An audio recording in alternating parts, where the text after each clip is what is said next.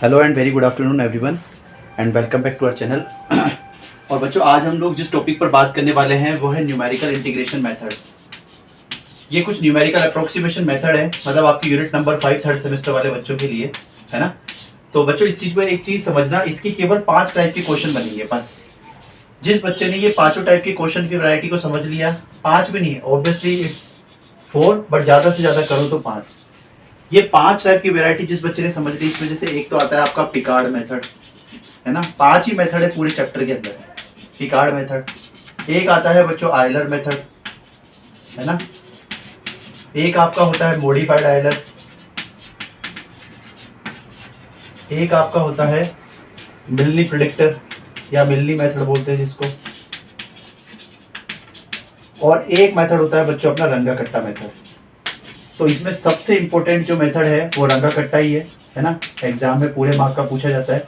फिर भी अपन तो इनको अपने पांचों टॉपिक को एक एक क्वेश्चन के हेल्प से समझने की कोशिश करेंगे कि किस तरीके से ये चीजें अपने सॉर्ट आउट होंगी, ठीक है। तो सर ऑब्वियसली इस यूनिट में अपने को इंटीग्रेशन की जरूरत पड़ेगी क्या, और हम तो लीप वाले बच्चे हैं तो हमको तो इंटीग्रेशन इतने अच्छे से आते नहीं है।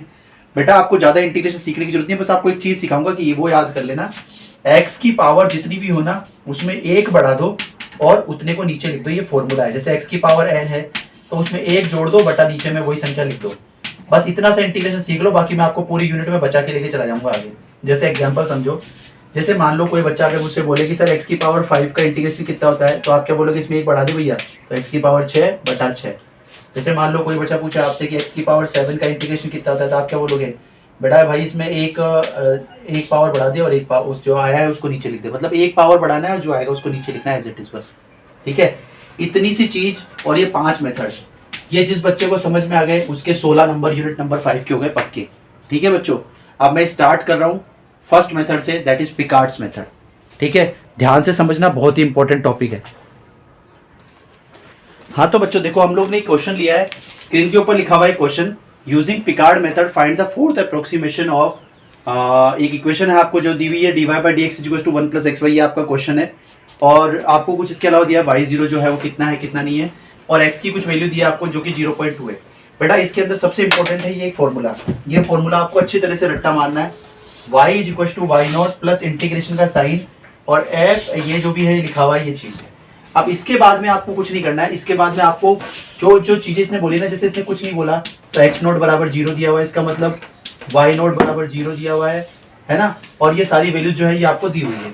अब बेटा क्वेश्चन को स्टार्ट कैसे करते हैं ध्यान से ये समझ लेना, बस एक बार एक चीज में दिक्कत आएगी, बाकी सब कुछ काम आसानी से हो जाएगा। जैसे समझना एक बार, जैसे अगर मैं आपको ये बोलूँ कि फर्स्ट अप्रोक्सीमेशन कितना होगा, तो आप क्या बोलोगे, सर फर्स्ट अप्रोक्सीमेशन का फॉर्मूला है y is equal to y not plus integration का साइन x नोट। अब x नोट कितना है 0 और x कितना है, x तो नॉर्मल x है ही, और f एक्स वाई जो है ये हमेशा ऐसा का ऐसा रहेगा, ठीक है बेटा। अब y नोट की वैल्यू कितनी है, y नोट मतलब जो भी आपको एग्जाम में ये चीज दी हुई होती है ना, y नोट, ये कितना दिया हुआ है अपने को 0, तो इसमें पुट डाउन कर दो, तो यहाँ हो गया 0 प्लस 0 टू x।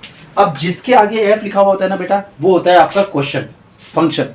जैसे इसके आगे लिखा हुआ है एफ एक्स वाई, मतलब आपके फंक्शन को उठा के लिखना है, फंक्शन को लिखना है 1 प्लस एक्स इंटू वाई, और फिर आगे क्या करना है, आगे लिख देना है dx, ठीक है। इसमें कोई दिक्कत नहीं सर, इसमें तो कोई दिक्कत नहीं मुझे। अब बेटा इसमें बस वैल्यू डालनी है आपको, तो कितना रह गया, केवल इंटीग्रेशन 0 टू x, है ना, 1 plus x into y not. अब यहाँ पे वाई नोट लिखोगे, वाई नोट की वैल्यू कितनी है, वाई नोट की वैल्यू यहाँ 0 थी, वैसे यहाँ भी 0, तो 0 से मल्टीप्लाई होगा जब ये x, तो अपन लिखोगे x इंटू 0, बस वैल्यू डालना है नॉर्मली। अब सर 0 से मल्टीप्लाई होगी, ये वाला तो खत्म हो गया, केवल कितना बचा, ये बचा इंटीग्रेशन 0 टू x और 1 डॉट dx। 1 डॉट dx मतलब 1 का इंटीग्रेशन कितना होता है x, और x में जब अपर लिमिट और लोअर लिमिट रखोगे तो x की जगह x ही रहने देना है बस। अब इसके बाद में फॉर्मूला बार बार भी ये उठाना है और बस वैल्यू बदलते जाना है। जैसे इसका सेकंड अप्रोक्सीमेशन कैसे बनेगा, सेकंड अप्रोक्सीमेशन, तो सेकंड अप्रोक्सीमेशन के लिए क्या करें बेटा, कुछ नहीं, फॉर्मूला एज इट इज छापना है, y is equal to y plus integration x not to x और आपका f एक्स वाई dx। क्या करना है, कार्यक्रम पूरा का पूरा वैसे की वैसे रहने वाला है, करना आपको कुछ है नहीं, बस जो चीज जैसे की जैसे लिखी थी ना उसको वैसे की वैसे छाप देना है। तो सर मैंने लिखा था पहले, तो ये तो 0 ही चलेगा, ये तो 0 ही चलेगा हर बार, है ना, और इधर मैंने लिखा था 0 टू x, तो 0 टू x लिख दिया। अब यहाँ पे फंक्शन लिख रहा है, जैसे यहाँ पे फंक्शन लिख रहा था ना वैसे यहाँ भी फंक्शन लिख रहा है, तो जो फंक्शन था 1 प्लस एक्स वाई उसको उठा लो। और अब की बार क्या करना है, आपको जो वैल्यू आती जाएगी ना वो वैल्यू y में सब्स्टिट्यूट करती जाना है बस। सर एक बार दोबारा से समझाना। देखो फर्स्ट अप्रोक्सीमेशन का एक फॉर्मूला है y not plus integration 0 to x f by x y not d x, ठीक है। इसमें y नॉट की वैल्यू लिख दी 0 और ये फंक्शन है, फंक्शन कितना दिया हुआ था जो भी इक्वेशन दी हुई है जैसे 1 plus x y 1 minus x y जो भी दिया हुआ है, इसको उठाया यहाँ पे एज इट इज डाल दिया इंटू डी एक्स। अब बेटा समझना ध्यान से, यहाँ पे इसमें y नॉट की वैल्यू जो है अपने को 0 दी हुई है यहाँ पे, तो अपन जब 0 डालेंगे तो ये वाला तो खत्म हो जाएगा x इंटू 0 करके, केवल 1 रहेगा। तो 1 जब dx से मल्टीप्लाई होगा तो नॉर्मली dx होगा और dx का इंटीग्रेशन होता है x, ठीक है सर, यहाँ तक तो क्लियर है। सेकंड अप्रोक्सीमेशन में भी सेम फॉर्मूला चिपकाना है, सेम कहानी ये लिखनी है। और बस यहाँ पे जैसे y नॉट की जगह आपने 0 लिखा था ना, अब की बार y नॉट की जगह क्या लिख देना है, जो आपका आंसर आया है पहला वाला है, बस इतना सा काम करना है। तो अब की बार ये कितना बन जाएगा, अब की बार आपको इंटीग्रेट करना है 1 plus x square D x को।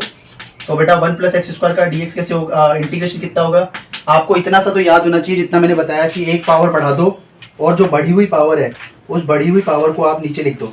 तो बेटा बताओ आप यहाँ से अगर इसकी एक पावर बढ़ा के और जो बढ़ी हुई पावर उसको नीचे लिखोगे तो कितना आएगा, बताओ एक बार कोशिश करो।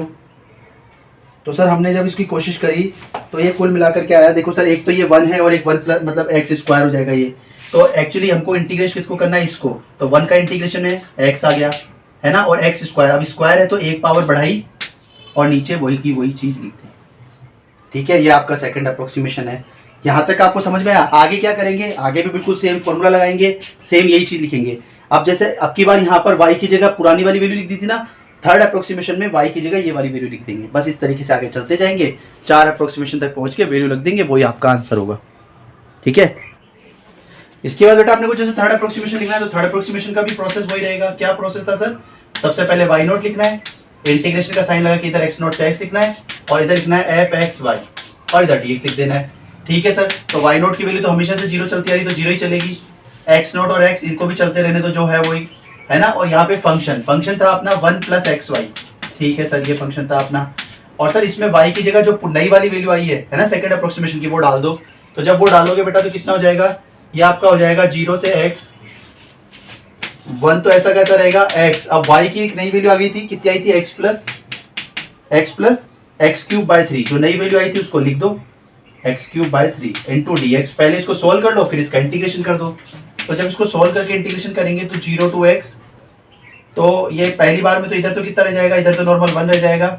अब बेटा नॉर्मल मल्टीप्लाई कराना है, जैसे इस x को x से मल्टीप्लाई कराओगे तो कितना आएगा एक्स स्क्वायर, फिर इस x को एक्स क्यूब बाय 3 से मल्टीप्लाई कराओगे तो ये कितना आ जाएगा x की पावर 4 बाय 3। अब इस पूरे का आपको करवाना है इंटीग्रेशन। तो बेटा इंटीग्रेशन का वही तरीका जैसे मैंने आपको सिखाया है। क्या, सबसे पहले 1 का तो कितना होता है x, फिर एक्स स्क्वायर, तो इसमें एक पावर बढ़ाओ जो है उसको नीचे लिख दो, एक्स स्क्वायर का तो एक पावर बढ़ी तो एक्स क्यूब बटा 3, फिर x की पावर 4, इसमें वापस एक पावर बढ़ाए और जो है वो नीचे लिख दो। तो x की पावर 4 तो है ही, तो 5 बाय 5 और एक ये जो बटा 3 है ये तो रहेगा ही रहेगा, ये वाला तो है ना।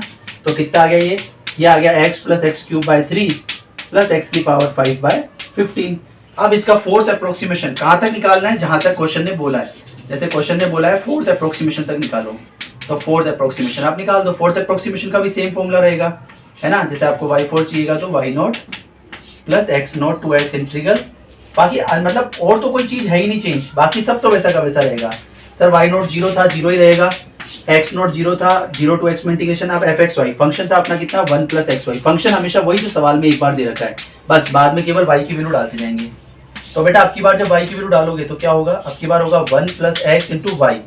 अब यहाँ पे y कितना बनेगा, ये पूरा का पूरा y बन गया अपना x plus x cube by 3 plus x की पावर 5 बाय 15, ये बन गया। अब बस इसको आपको इंटीग्रेट करना है। तो सर पहले तो इसको सॉर्ट कर लूँ एक बार ना, ताकि मल्टीप्लाई कराने का मेरे को समझ में आ जाए। बिल्कुल बेटा इसको मल्टीप्लाई करा लो नॉर्मली, जैसे 1 की जगह तो 1 लिखा, ओके सर। अब ये x जो है तीनों से मल्टीप्लाई होगा, एक बार ये x जब इससे मल्टीप्लाई होगा तो एक्स स्क्वायर आएगा, फिर एक बार ये x जब इससे मल्टीप्लाई होगा तो एक्स की पावर 4 बाय 3 आएगा, और फिर एक बार जब x की पावर 5 से मल्टीप्लाई होगा तो x की पावर 6 बाय 15 आ जाएगा। ठीक है बेटा, नॉर्मली मल्टीप्लाई करवाया बस।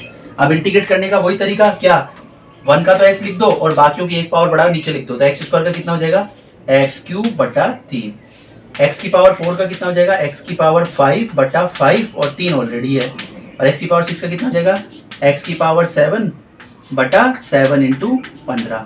इसको सोल्व कर लो बेटा, जो आएगा वो आपका आंसर है x प्लस एक्स क्यूब बटा 3 प्लस एक्स की पावर 5 बटा 15 प्लस एक्स की पावर 7 बटा 105। अब इसने याद है ना अपने को कितने पे पूछा था फाइनल आंसर, 0.2 पर बताओ इसको।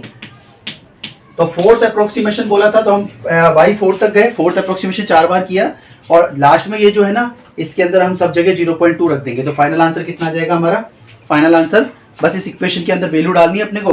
तो वैल्यू डालेंगे तो देखो कैसे वैल्यू डलेगी बेटा, वैल्यू डाल के देखो एक बार कैसे वैल्यू डलेगी। इसमें वैल्यू डालोगे तो जहां जहां x लिख रहा है वहां 0.2 लिख दो। तो 0.2 का क्यूब डिवाइड बटा 3 प्लस 0.2 की power 5 divide by 5 divide by 15 sorry, plus 0.2 की पावर जहां जहां x लिख रहा है वहां 0.2 लिख दिया और बाकी को कर दिया पूरा का पूरा सॉल्व। बेटा जब आपने इसको इस तरीके से सोल्व करोगे तो आपका फाइनल आंसर आएगा 0.2026। आप करके देखना कैलकुलेटर में, ये आपका पिकार्ड मेथड से आंसर निकल के आ गया। तो इस क्वेश्चन के अंदर कहानी केवल इतनी सी है, समझने वाली बात केवल इतनी है कि आपको करना क्या है, तो आपको हर बार नया y निकालना है और नए y को ये वाला जहाँ जहाँ भी y लिख रहा है, जैसे यहाँ पे 1 + xy, तो पुराने नए वाले y की वैल्यू, फिर ये जो वैल्यू आ गई आपकी बार ये नई वैल्यू बन गई, तो यहाँ पे जो y है इसकी जगह ये वैल्यू इनकॉर्पोरेट करनी है। बस ऐसे वैल्यू डालते जाना है और इंटीग्रेशन करना सीखना है। ज़्यादा इंटीग्रेशन सीखने की जरूरत नहीं, केवल ये याद रखना है कि x की जो भी पावर दी हुई है उसमें एक पावर बढ़ाओ और उस पावर को एज इट इज़ नीचे लिख दो, आपका काम हो जाएगा। ठीक है, इस तरीके से अपन ने पिकार्ड मेथड का एक क्वेश्चन कर लिया है। बाकी आपके एनके के अंदर अगर पिकार्ड मेथड से कोई क्वेश्चन दिया हुआ है तो आप उसको ट्राई कीजिए और वो क्वेश्चन आपसे आसानी से हो जाएगा। ठीक है, थैंक यू।